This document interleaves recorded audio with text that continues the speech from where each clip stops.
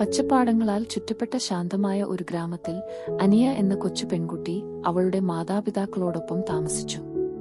ഒരു സുപ്രഭാതത്തിൽ വീട്ടുമുറ്റത്ത് കളിച്ചുകൊണ്ടിരിക്കുമ്പോൾ അവൾ മൃദുവായ മ്യാവൂ ശബ്ദം കേട്ടു. ജിജ്ഞാസയോടെ അവൾ ശബ്ദം കേട്ട് വേലിക്കടുത്തുള്ള കുറ്റിക്കാട്ടിലേക്ക് പോയി ഒറ്റയ്ക്ക് വിറയ്ക്കുന്ന ഒരു ചെറിയ പൂച്ചക്കുട്ടിയെ കണ്ടെത്തി. അന്യ പതുക്കെ പൂച്ചക്കുട്ടിയെ എടുത്തു. "കൊച്ചേ, നിന്റെ വീട് എവിടെയാണ്?" അതിന്റെ മൃദുലമായ രോമങ്ങൾ തഴുകി അവൾ മന്ത്രിച്ചു. പൂച്ചക്കുട്ടി അവളുടെ കൈകളിൽ ഒതുങ്ങി വീണ്ടും മ്യാവൂ. പൂച്ചക്കുട്ടിയെ നഷ്ടപ്പെട്ടുവെന്നും സഹായം ആവശ്യമാണെന്നും അന്യയ്ക്ക് അറിയാമായിരുന്നു.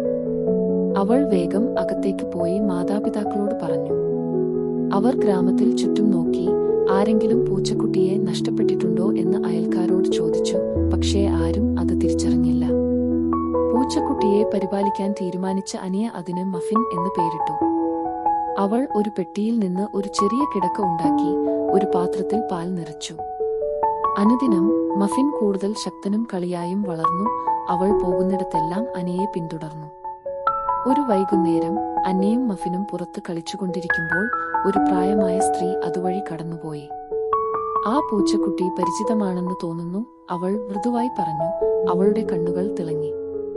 "എന്റെ പൂച്ചയുടെ കാണാതായ പൂച്ചക്കുട്ടിയെ ഞാൻ ദിവസങ്ങളായി തിരയുന്നു." മഫിനിനോട് വിട പറയേണ്ടി വരുമെന്നറിഞ്ഞ് അന്നയുടെ ഹൃദയം അല്പം തളർന്നു.